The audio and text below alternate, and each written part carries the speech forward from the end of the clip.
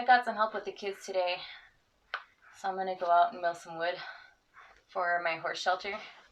Ben has been working and busting his butt off, and I've been inside with the kids a lot, so haven't been working much outside except for like in the gardens and stuff. So I'm going to get back to it.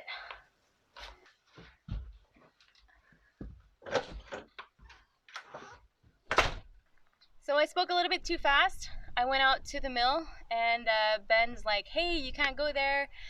There's a wasp nest right in the hole. So, and I'm sort of allergic to them. I'm not allergic to the point where I have to get an EpiPen, but eventually maybe I will, because every time I get stung, it's a little bit worse every time. So I'm just gonna steer clear for now. They're gonna go mill and I'm taking over on this spot here. So I'm gonna get to cutting. I had asked Ben for a horse shelter for a little while, and I was thinking of getting like a really big one just in case, you know, we had more animals and stuff. But with Ben's back and trying to figure out time to get everything done, especially with the firewood that we have to get done and everything, we've just been running out of time. And so he decided to go with a more bushcrafty style, I guess. It's just a lot easier, faster, less cutting, less everything. So I think it'll do the job. It'll do the trick. So I posted this picture on Instagram earlier today, and I asked, what am I building? Any guesses? Music and Farming got it right, and this is a horse shelter for the winter time. So we are building it on an A-frame with all wood that we have here on the farm. We milled up some wood. We got some logs. We actually, somebody from my village saw that I had a YouTube channel and gave us some wood as well, since he saw that we had the mill to do it. We ended up keeping them all around and taking off all the bark, but it's pretty big. It doesn't look too big on camera, but it's really big. So we're trying to build this thing with all recycled materials, wood that we have on site. And this here is my Ben's parents' pool that collapsed, and so we got the tin from it, and so we're going to use that to put over the roof. And I'm cutting out a 12-foot section, and we're just going to install it like right over the tops, just to protect it a little bit. Usually the best way to cut this is with a round saw, a skill saw, and you flip the blade on like so that it's reversed, and so it cuts it really well. But we're a little far from an electricity source, so I'm just gonna wing it by hand. I should be wearing gloves, but yeah, I don't like gloves.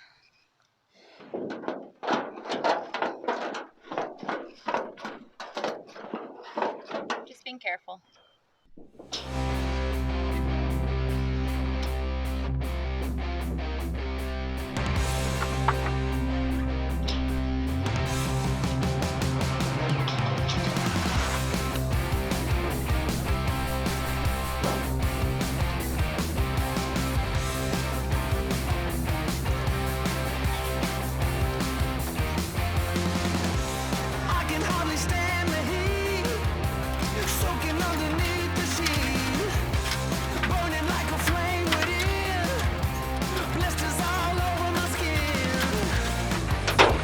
One. Two.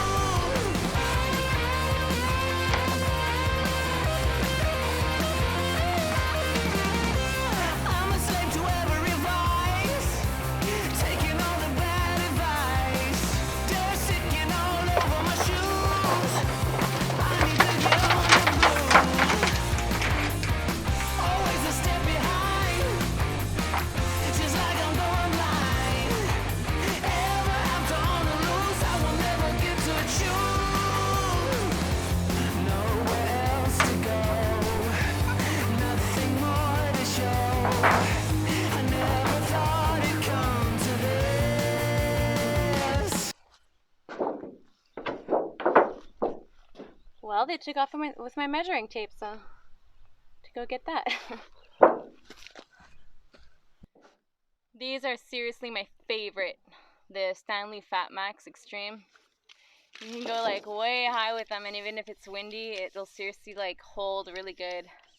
My neighbor is helping us with the kids a little bit. She has some time off sometimes, and she's like a grandma, like an adopted grandmother for the kids. They just love her, and she loves them. And so she just lives right down the street from where we are. And so that's nice when we have a little break like that, and then I'm able to work a little bit. I miss working, like seriously. I'm a good mom. I'm not the best housewife. I like to be outside.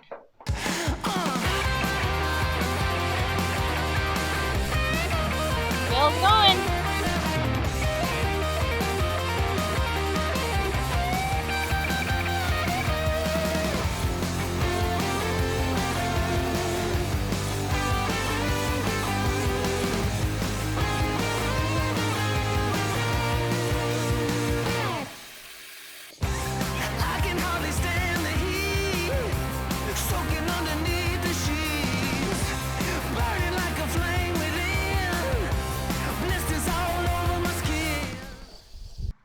This mill has been so great to us.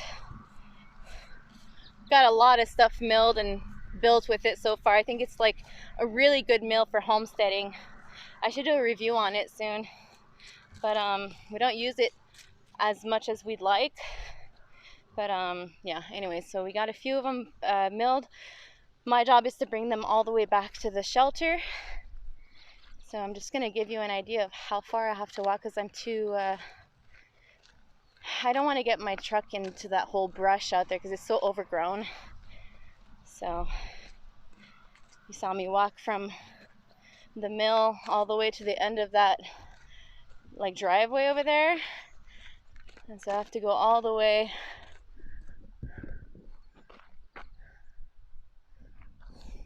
there. So I'm gonna go get those and haul them. Always a step behind, just like I'm going blind. Eyes are on the loose, I will never get to choose.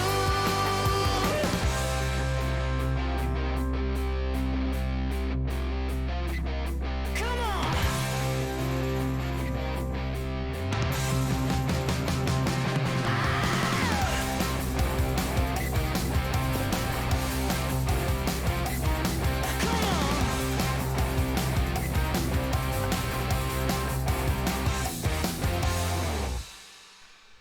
Alright, well, we're gonna do this now.